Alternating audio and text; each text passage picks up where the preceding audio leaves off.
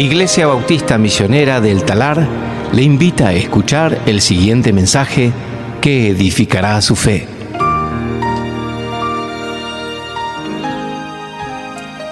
Allí vamos a tener el mensaje de la palabra de Dios en esta mañana. Y vamos a tener nuestra porción desde versículo 9 a versículo 12. Vamos a leer y luego vamos a dirigirnos al Señor en oración. Dice así: por esta razón también nosotros, desde el día que lo supimos, no hemos cesado de orar por ustedes, pidiendo que sean llenos del conocimiento de su voluntad, en toda sabiduría y comprensión espiritual, para que anden como es digno del Señor, haciendo en todo lo que le agrada, dando fruto en toda buena obra y creciendo en el conocimiento de Dios. Rogamos que ustedes sean fortalecidos con todo poder, según la potencia de su gloria, para obtener toda perseverancia y paciencia con gozo, dando gracias al Padre, que nos ha capacitado para compartir la herencia de los santos en la luz. Oramos. Padre, te damos gracias en este momento por poder abrir libremente tu palabra, Señor. Somos tan privilegiados, a veces no nos damos cuenta, no lo apreciamos. Pero este momento, Señor, al abrir tu libro, queremos escuchar tu voz, queremos ver lo que has revelado aquí para nosotros y pedimos que nos des entendimiento, que nos des corazones abiertos, un terreno fértil para lo que tu palabra quiere producir en nosotros. Y te ruego que sea tu palabra comunicada con fidelidad, en tu poder, para que obres para tu gloria y para la edificación de esta iglesia. En el nombre de Cristo Jesús. Amén. Bien, en esta mañana vamos a hablar de una oración que es digna de imitar. Una oración que es digna de imitar. Y la oración es un ministerio muy importante en la iglesia, es un ministerio vital en la iglesia. Y no me refiero aquí a un ministerio formal de la iglesia en sí. Nosotros, al comenzar el año, en realidad al terminar el año, pero luego para comenzar nuestro año ministerial, repartimos hojitas. Y no me refiero a que te anotes en un ministerio de oración. O tampoco me refiero a las reuniones formales de oración, quizás semanales que pueden haber. Me estoy refiriendo al ministerio de la oración, de ministrarnos unos a otros por medio de la oración. Es un ministerio vital, creo que todos coincidiríamos en que es así. Y aunque ambas cosas son buenas, anotarte en un ministerio, reunirte con gente, creo que es muy importante cuando la iglesia, de manera particular, cada uno está teniendo una vida de oración. Y entonces, como iglesia, somos una iglesia que ora. Porque están buenos los programas, los eventos, las actividades, pero no siempre coincide después con lo que es la vida de iglesia. Yo puedo asistir a una reunión de oración, pero después en la semana nunca oro. Entonces, no es una vida de oración, no me refiero a eso. Ahora, Dios nos manda a que oremos, ¿sí? En 1 Tesalonicenses 5:17 dice que debemos orar sin cesar. Este debe ser el estilo de vida del creyente. En Santiago 5:16 lo lleva de manera más personal y dice que debemos orar unos por otros. Y en Efesios, acompáñenme que están cerca, Efesios capítulo 6, versículos 18 y 19.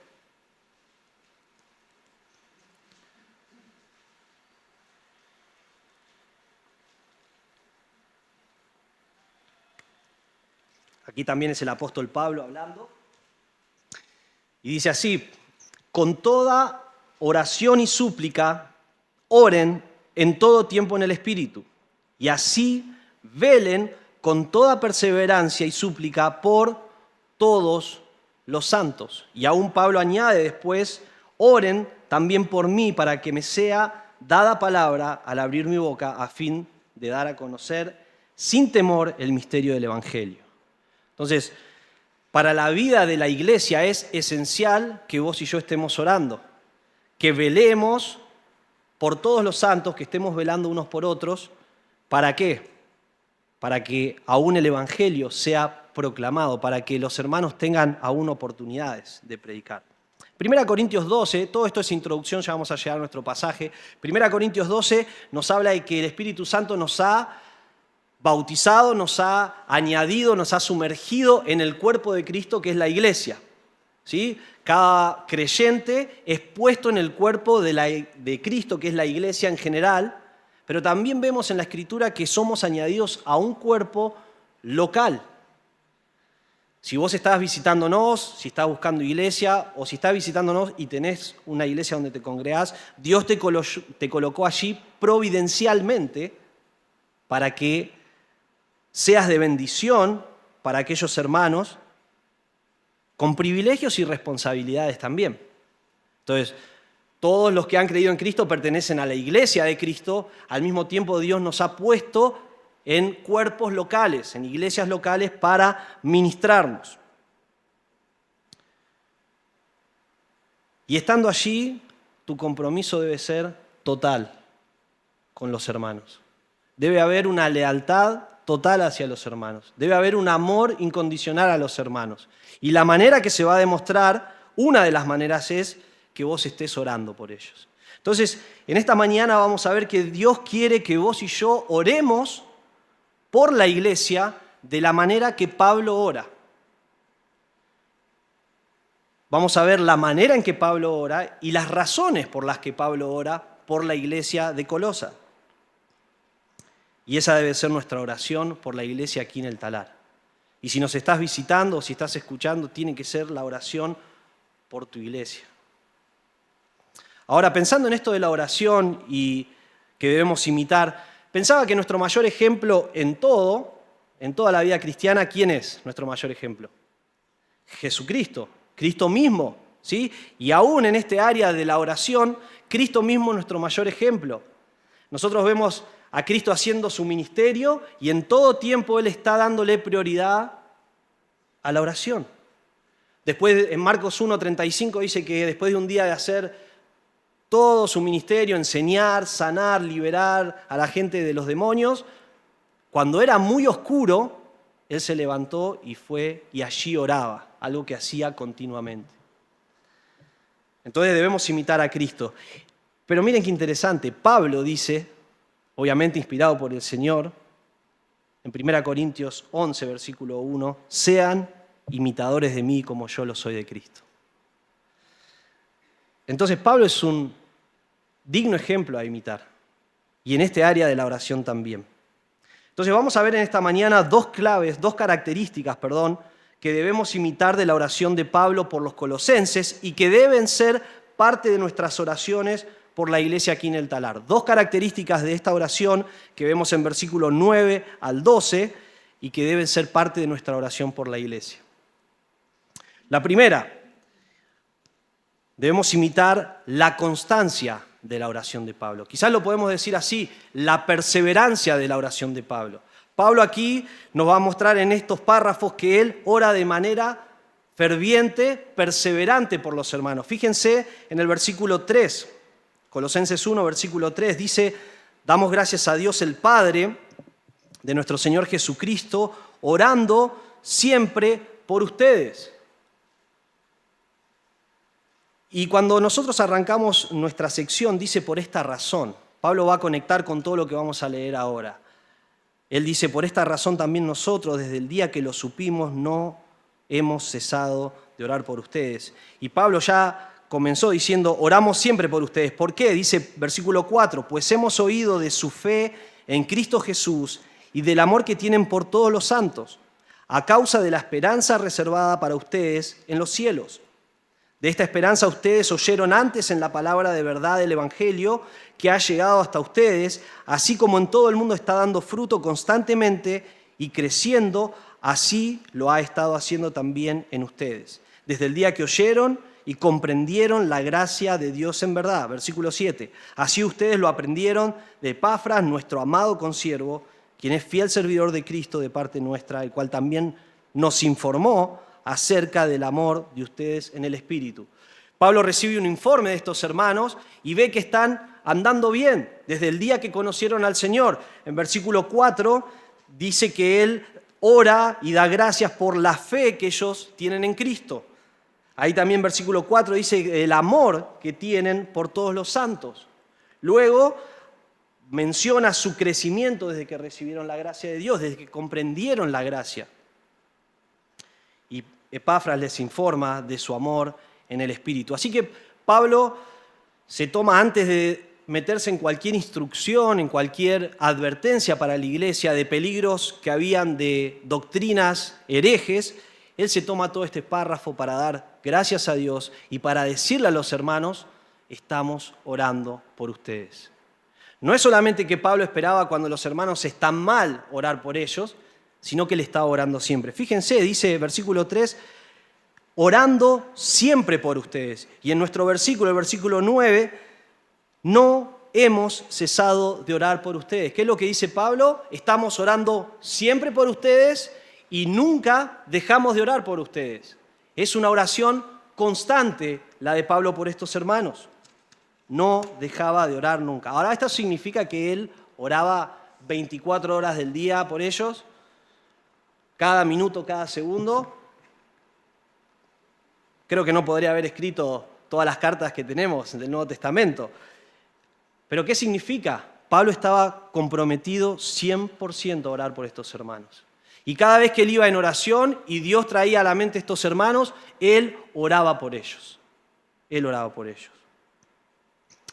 Pero vemos esta constancia en Pablo, no solamente aquí en Colosenses. Fíjense conmigo ahí en Efesios capítulo 1.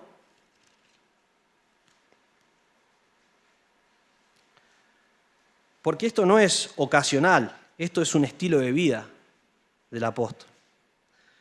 Efesios capítulo 1, versículos 15 y 16.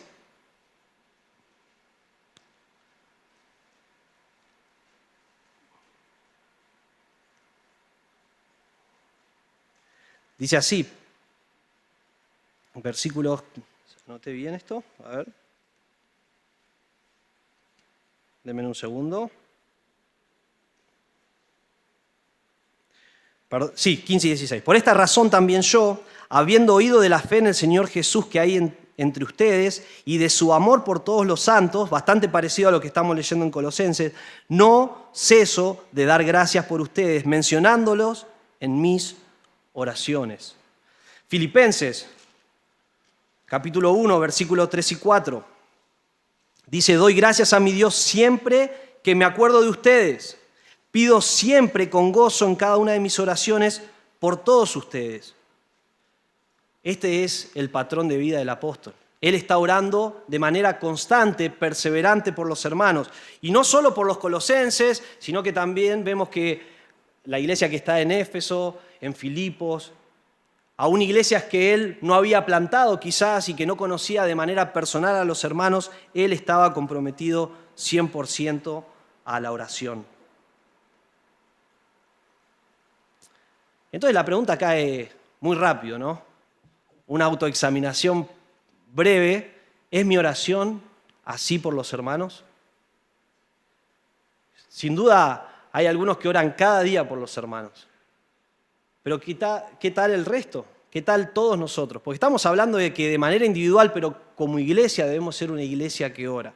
Nosotros teníamos un estudio de hombre y cada semana nos juntábamos y teníamos una hojita con todos los nombres de aquellos que se congregaban aquí. También teníamos los nombres de familiares inconversos por los que querían que estemos orando. Y también teníamos hermanos de otras iglesias. Así que era lindo, orábamos por ellos cada vez que nos juntábamos. Y la teníamos en nuestro teléfono para que en la semana sigamos orando. Pero pensá, ¿cuándo fue la última vez que oraste por tus hermanos de manera constante, de manera frecuente, de manera perseverante? Y obviamente cada uno tiene que responder esa pregunta. Pero quizás el punto de partida es este. ¿Tenés una vida de oración? Porque si no tenemos una vida de oración, no vamos a orar por los hermanos. Si solamente acudimos a Dios cuando necesitamos algo, eso no es tener una vida de oración, es casi tratar la oración como un amuleto de la suerte, ¿no? Uy, tengo un examen mañana. Dios. Uy, estoy enfermo. Dios. No, estoy hablando acá de un estilo de vida de oración. Si no tenemos un estilo de vida de oración, no va a llegar esto a ser una realidad en nuestra vida, de estar orando por los hermanos, de que Dios los traiga a nuestra mente, de que Dios los ponga en nuestro corazón y estemos orando por ellos, estén en una situación difícil o estén creciendo en el Señor. Porque a veces a los que están creciendo en el Señor, no, total van bien. Pero no, acá está orando Pablo por hermanos que están creciendo. Y así debemos orar por todos los santos. Otra vez, Efesios 6, versículo 18, así debemos orar, escuchen. Con toda oración y súplica, oren en todo tiempo en el Espíritu. Y así velen con toda perseverancia y súplica por todos los santos. Creo que es muy enfática la Biblia en la manera en que tenemos que orar. ¿Sí? Siempre, de manera perseverante, velando por mis hermanos. Esta es la manera que Pablo ora. Entonces, la primera característica para imitar, que tiene que ser parte de la oración de esta iglesia y de manera individual de cada uno de nosotros, es que debemos ser constantes en la oración por nuestros hermanos. Entonces, si hoy, haciendo una autoexaminación, decís, no me puedo acordar el último día que oré por mis hermanos, ni siquiera me acuerdo las caras de mis hermanos. Quizás no sabés todos los nombres, eso no está mal en sí, pero si identificás una cara y no tenés el nombre porque sos malo con eso, tratá de ir haciendo la conexión en algún momento, pero vos sabés quiénes son tus hermanos. Si te congregás fielmente, sabés quiénes están y cuando no están, podés animarlos, podés escribirles, pero mejor aún, podés estar orando. Entonces, si hoy no estás orando de esa manera, es el momento de decidir. Hay que tomar acción, porque no me tengo que quedar ahí. Bueno, no oro, soy un desastre, listo, ya está. O, qué lindo sería orar así. No, es tomar una decisión. ¿Qué vas a hacer a partir de hoy? Y tomar un plan de acción. Quizás es tener una lista. Quizás la perdés después, ¿viste? Hacete varias listas. Pero si no sabés los nombres o demás o querés, podemos ayudarte en eso. Pero tener algo que te ayude a cada día a decir, Señor, vengo delante de ti, estos son mis hermanos. Quiero orar por ellos, quiero sostenerlos en oración. Y tomás acción.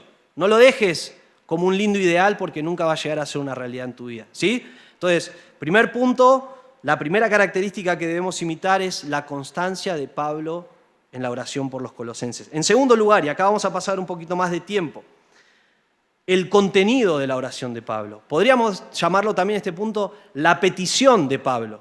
Porque ahora, fíjense en versículo 9, Pablo primero dice, no hemos cesado de orar por ustedes, y aquí usa la palabra más general para oración, que es hablar con Dios. Pero ahora lo va a hacer más específico y dice, pidiendo que sean llenos del conocimiento de su voluntad. Acá Pablo va a hacer una oración de intercesión por sus hermanos. Él va a estar pidiendo a Dios a favor de sus hermanos. Y va a pedir varias cosas. Vamos a ver tres. En primer lugar, él va a orar que estos hermanos sean llenos del conocimiento de su voluntad. Fíjense ahí en versículo 9. Pidiendo que sean llenos del conocimiento de su voluntad.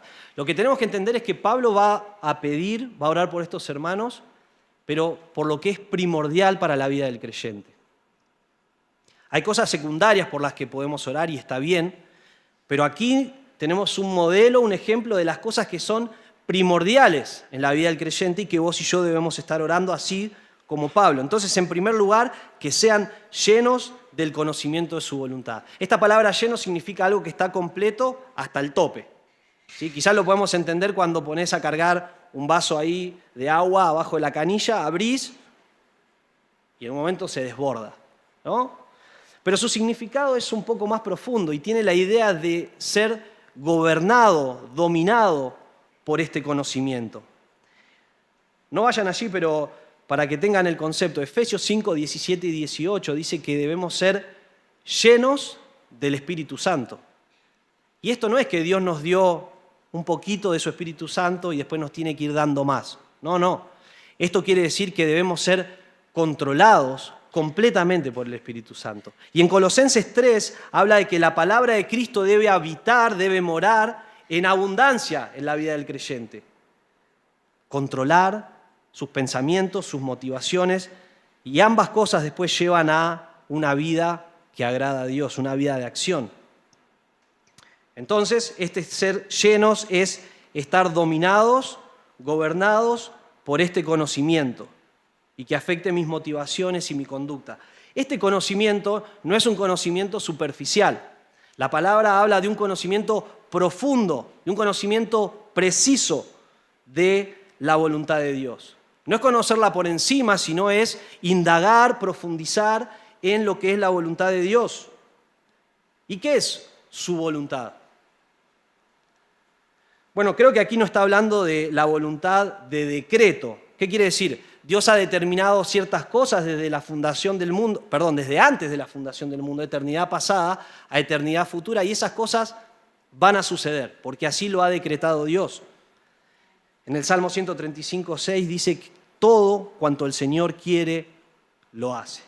O sea, la voluntad de Dios de decreto es lo que Él ha determinado, eso va a suceder. Pero aquí estamos hablando de la voluntad de Dios expresada, revelada, para que vos y yo vivamos en ella. Es lo que Dios desea de nosotros. Y Dios quiere que tengamos un conocimiento profundo de su voluntad. Pablo ora eso por estos hermanos. Ahora, ¿dónde tenemos la voluntad de Dios revelada, expresada? En su palabra. Entonces, cuanto más profundicemos en su palabra, más vamos a estar conociendo de la voluntad de Dios, más vamos a ser llenos de este conocimiento.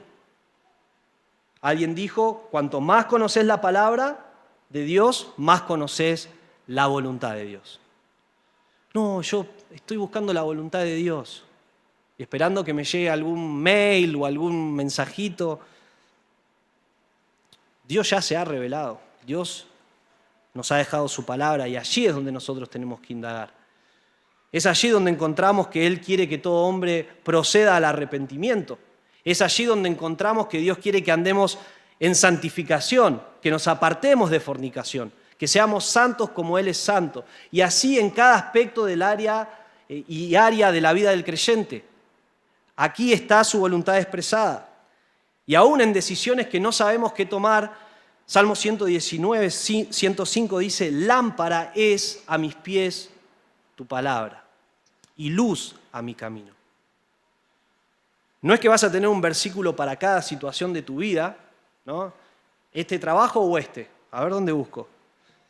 Pero mientras más estás en la palabra, mientras más vas conociendo la voluntad general y revelada de Dios, Dios te va a ir guiando más en su voluntad específica para tu vida. ¿Sí? Cuando vivimos en obediencia a lo que ya sabemos que Dios quiere, Él nos guía en esas cosas específicas. Ahora, este es un conocimiento profundo y es un conocimiento que nos lleva a la práctica. Fíjense en versículo 9, dice que sean llenos del conocimiento de su voluntad en toda sabiduría y comprensión espiritual. Este no es un conocimiento que simplemente acumula información. Alguien que es sabio y tiene inteligencia espiritual es alguien que agarra el conocimiento que tiene y lo pone en práctica. Y lo pone en práctica. Eso es alguien sabio. Sabio no es tener mucha información. ¿Viste? Recolecto un montón de datos, leo un montón y después vivo como si nada. No, es tener esa información y luego vivir en consecuencia de eso. Proverbios 1:7 dice que el principio de la sabiduría es el temor de Jehová, del Señor. Entonces este es un conocimiento profundo de la voluntad de Dios y un conocimiento aplicado de la voluntad de Dios. Que cuando yo sé la voluntad de Dios, la hago, la vivo. ¿Pero para qué? ¿Cuál es el resultado esperado de vivir conociendo y poniendo en práctica la voluntad de Dios? ¿En qué resulta estar dominados completamente por este conocimiento? Fíjense, versículo 10, acá nos da el propósito. Para que anden como es digno del Señor, haciendo en todo lo que le agrada, dando fruto en toda buena obra y creciendo en el conocimiento de Dios.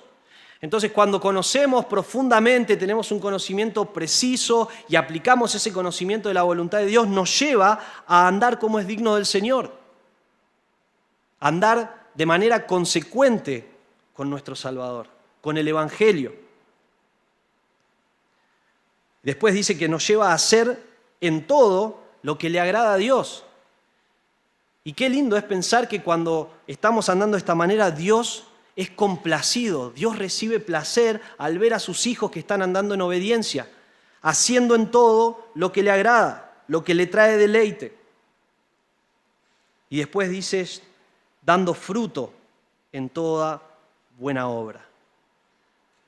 Y esto es que cuando vivimos en la voluntad de Dios, vivimos conociendo su palabra, obedeciéndola, Dios produce fruto en nuestra vida. Dios nos hace productivos en su obra. Pero fíjense el final del versículo, es tremendo, porque vamos a ver un ciclo acá.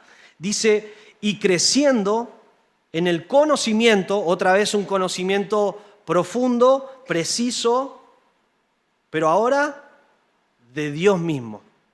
Entonces, si lo puedo poner de esta manera, cuando tengo un conocimiento profundo de la voluntad de Dios, eso me lleva a vivir como a Él le agrada, traigo gloria a su nombre, tengo una vida productiva llevando fruto para su gloria, pero el conocimiento en sí no es un fin en sí mismo, me lleva a conocer más a Dios. Tremendo. Entonces, tengo un conocimiento profundo de su palabra y ahora tengo un conocimiento más profundo, más preciso de mi Dios. Y funciona así. ¿Querés tener un conocimiento más profundo de Dios? Si no tenés un conocimiento más preciso de su voluntad, de su palabra, no vas a conocer más a Dios. Aquí habla de un conocimiento empírico o de experiencia, pero no de una experiencia mística, de la experiencia de vivir a la luz de la palabra de Dios. Entonces, si puedo resumir esto, el ser llenos del conocimiento de su voluntad nos lleva a vivir glorificando a Dios por medio de hacer lo que le agrada y tener una vida que da fruto y, en fin, nos lleva a conocer más profundamente a nuestro Dios. Tremendo. Si no estamos conociendo más a Dios, ya sabemos el punto de partida. Tenemos que volver a la palabra. Entonces Pablo pide que sean llenos de la voluntad de Dios. En segundo lugar, pide que sean fortalecidos. Fíjense, versículo 11, rogamos que ustedes sean fortalecidos con todo poder. Pablo pide por estos hermanos que sean fortalecidos con todo poder. Las dos palabras allí tienen la raíz de donde sacamos dinamita.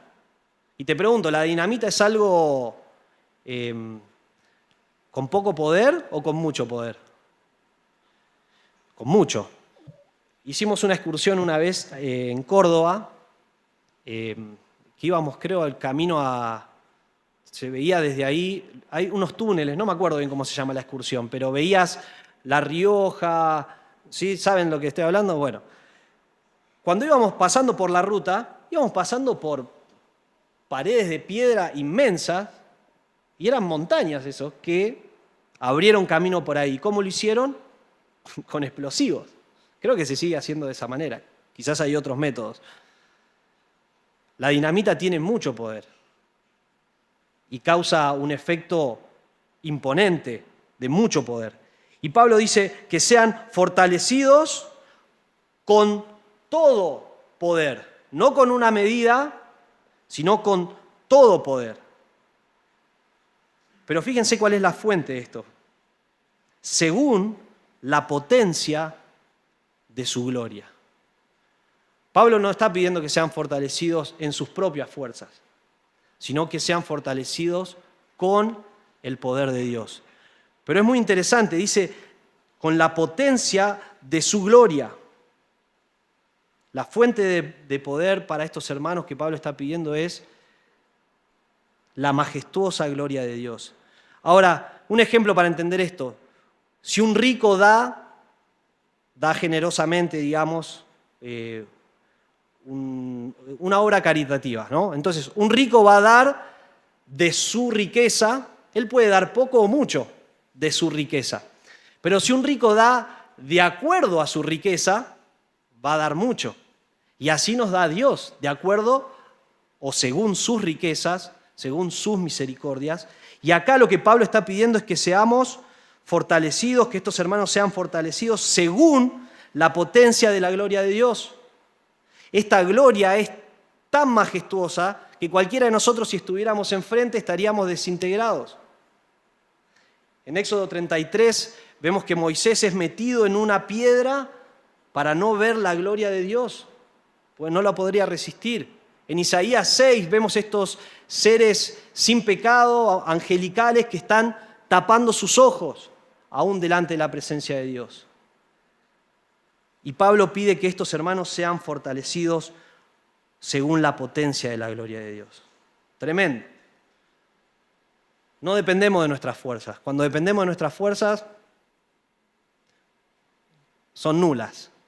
No tenemos fuerza en nosotros mismos, pero cuando somos fortalecidos con el poder de Dios, hermanos, entonces podemos ser y hacer lo que Dios quiere que seamos y hagamos. Y eso es lo que está pidiendo Pablo por estos hermanos. ¿Pero para qué? Fíjense, tiene un resultado esto también, tiene un propósito. Entonces, que sean fortalecidos según la potencia de su gloria para obtener toda perseverancia y paciencia con gozo. El ser fortalecido de esta manera tiene un resultado, tiene un propósito, y es lograr perseverancia, es lograr paciencia en la vida del cristiano. Y estas palabras tienen la idea de resistir, de perseverar, de ser constantes. La primera palabra tiene más la idea ante las circunstancias y las cosas, pero longanimidad o largura de espíritu tiene más que ver con la relación con las personas. Entonces, ¿hay circunstancias difíciles? Sí. ¿Hay personas difíciles? Sí. Y Dios forja nuestro carácter y nos da la fortaleza para que podamos resistir ante ambas. Ahora, no pienses que siempre el otro es la persona difícil, ¿no? A veces nosotros somos la persona difícil y alguien tiene que soportarnos, tolerarnos, y no lo va a poder hacer de la manera que Dios quiere si no está fortalecido en su poder. Entonces, ¿qué significa esto? MacArthur dice en términos, o sea, de estos dos términos habla y dice, están relacionados entre sí y se refieren a la actitud que uno debe tener durante las pruebas o dificultades. Paciencia tiene que ver más con soportar circunstancias difíciles y longanimidad se aplica a la paciencia que uno debe tener con personas difíciles. La idea es forjar un carácter de firmeza, de resistencia. Es soportar ante las circunstancias y personas difíciles, pero fíjense cómo. Con gozo, con regocijo. ¿Sí? ¿Es difícil eso a veces? ¿Sí? Es difícil. ¿Se puede hacer? Sí, porque Dios nos puede dar la fortaleza para hacerlo. Entonces Pablo está pidiendo que sean llenos del conocimiento de la voluntad de Dios, que sean fortalecidos con el poder de Dios. Y en tercer lugar, él va a pedir que sean agradecidos. Versículo 12. Dice, dando gracias al Padre que nos ha capacitado para compartir la herencia de los santos en luz. Pablo pedía a estos hermanos que expresen su gratitud y alabanza a Dios, el Padre. Pero fíjense, dando gracias al Padre que nos ha capacitado. Esa palabra significa hacernos aptos o calificado. ¿Y para qué? Para disfrutar de la herencia de los santos en luz. Entonces, algo que tenemos que entender es que si Dios nos hizo aptos, quiere decir que nosotros no éramos aptos. Y no somos aptos en nosotros mismos de resumiendo, la salvación que Dios nos ha dado. Romanos 3:23 dice, por cuanto todos pecaron y están destituidos, separados, no alcanzan la gloria de Dios. Y eso somos todos nosotros. Así nacimos en esa condición. Pero acompáñenme a Efesios capítulo 2, porque hay más que dice la palabra de Dios de nuestra condición y de que no somos aptos. Y era necesaria la intervención de Dios.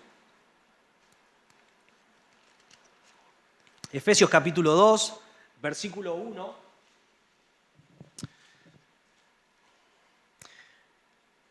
Y mejor comenzar directamente desde esta frase. Ustedes estaban muertos en sus delitos y pecados. Así nacimos, esa es nuestra condición, en los cuales anduvieron en otro tiempo, según la corriente de este mundo, conforme al príncipe de la potestad del aire, el espíritu que ahora opera en los hijos de desobediencia. Hasta allí vamos. Esta es nuestra condición, muertos en delitos y pecados. Imposible de alcanzar la gloria de Dios, imposible llegar a Dios. Pero fíjense versículo 4, un pero que es glorioso.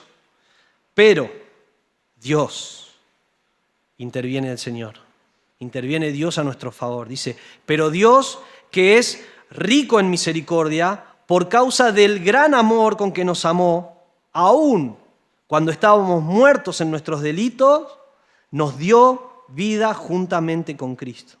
Por gracia, ustedes han sido salvados. Y con Él, fíjense, nos resucitó. Y con Él nos sentó en los lugares celestiales en Cristo Jesús, a fin de poder mostrar en los siglos venideros las sobreabundantes riquezas de su gracia por su bondad para con nosotros en Cristo Jesús. Y un versículo que sabemos todo de memoria. Porque por gracia ustedes han sido salvados, por medio de la fe. Y esto no proviene de nosotros, sino que es un don de Dios. No por obras para que nadie se gloríe. Quizás lo sabés mejor en la Reina Valera 60. Entonces, Dios, viendo nuestra condición, que estábamos muertos en nuestros delitos y pecados, interviene por su gran amor y misericordia y nos salva. Ahora nos da vida y nos pone en un lugar de privilegio junto a su Hijo. Entonces, no éramos aptos, no estábamos calificados, capacitados para disfrutar, para recibir de esta herencia que habla en Colosenses. Pero Dios nos hizo aptos, Dios nos calificó por la obra completa y suficiente de su Hijo amado Cristo. Y ahora, nuestra realidad es completamente diferente. En 1 Juan 3:1 dice que tan grande es el amor de Dios que ahora nos llama sus hijos. Acompáñenme porque vale la pena leerlo allí. 1 Juan 3:1 dice, miren cuán gran amor nos ha otorgado el Padre, que seamos llamados hijos de Dios. Éramos hijos de ira, hijos de Satanás, y ahora por su gran amor Él nos llama sus hijos. Y en Juan 1:12 dice que somos sus hijos. Pero fíjense las palabras que usa. El Evangelio de Juan, capítulo 1, versículo 12.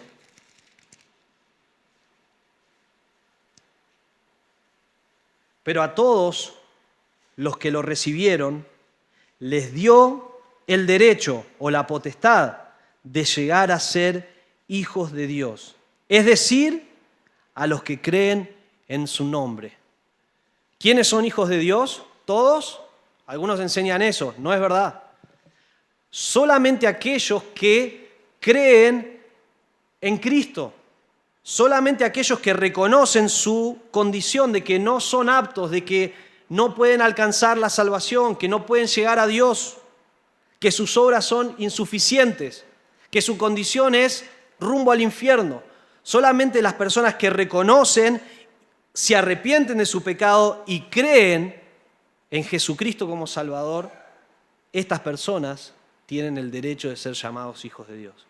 Entonces, querido amigo, si estás aquí hoy y aún no has confiado en Cristo como tu Salvador, Hoy es el día de salvación. Hoy tenés que pedir perdón a Dios por tu pecado, arrepentirte y creer en la obra que Jesucristo hizo en la cruz del Calvario.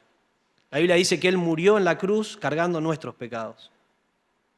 Y cualquiera que cree en Él por fe tiene salvación. Ya lo vimos, no es por obras, es por fe. Entonces ahora somos llamados hijos y en Romanos 8:17 nos llama herederos y coherederos con Cristo. No es solamente que somos hijos y bueno, están ahí un costadito, ojo no toquen nada, nos hace herederos y coherederos con Cristo, nos hace disfrutar de los privilegios de su Hijo amado. Es tremendo.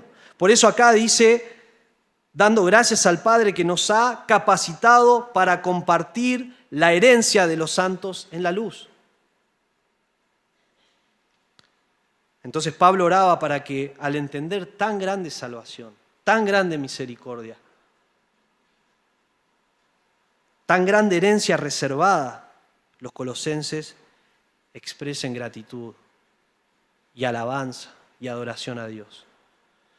Cuando no estamos dando gracias a Dios, cuando no estamos teniendo una vida de gratitud es porque no estamos recordando la misericordia de Dios. Y nos estamos enfocando más quizás en una circunstancia o en una persona o en un problema. Pero cuando recordamos esto, que Dios nos rescató, que Dios nos hizo aptos para la salvación y que junto con Cristo nos ha dado todas las riquezas, todas las bendiciones en Cristo, entonces nuestra actitud debe cambiar. Y ahora en vez de queja y amargura, debe haber gratitud y adoración a Dios. Entonces Pablo, en esta segunda característica que debemos imitar, es que él pide por las cosas primordiales, por las cosas que son más importantes para la vida del creyente. Y pide que sean llenos del conocimiento de su voluntad, que sean fortalecidos con el poder de Dios y que sean agradecidos al contemplar la obra de Cristo, a la obra de Dios a su favor. ¿Son estos los motivos por los que oramos por los hermanos?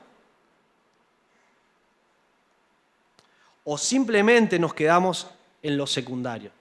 Que, vuelvo a repetir, no está mal orar por salud para los hermanos, por trabajo, por distintas pruebas. Es importante, es bueno, hay que hacerlo. Hay que preguntarle, hermano, ¿querés que ore por algo específico?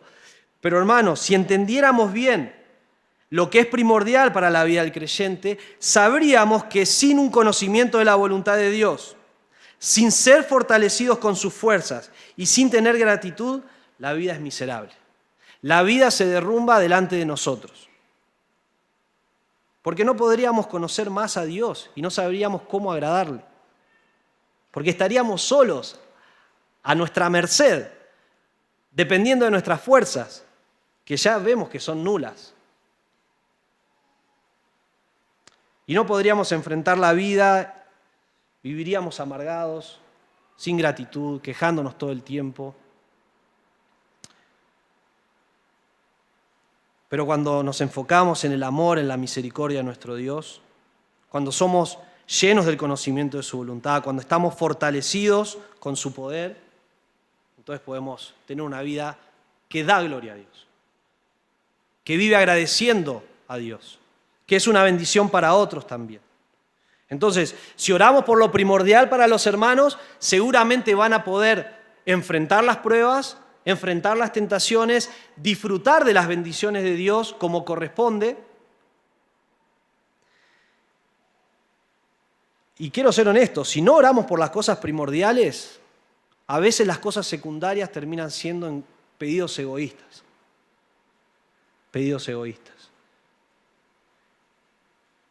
Entonces, esto es lo que debemos imitar de Pablo, la forma en que él pide por los hermanos.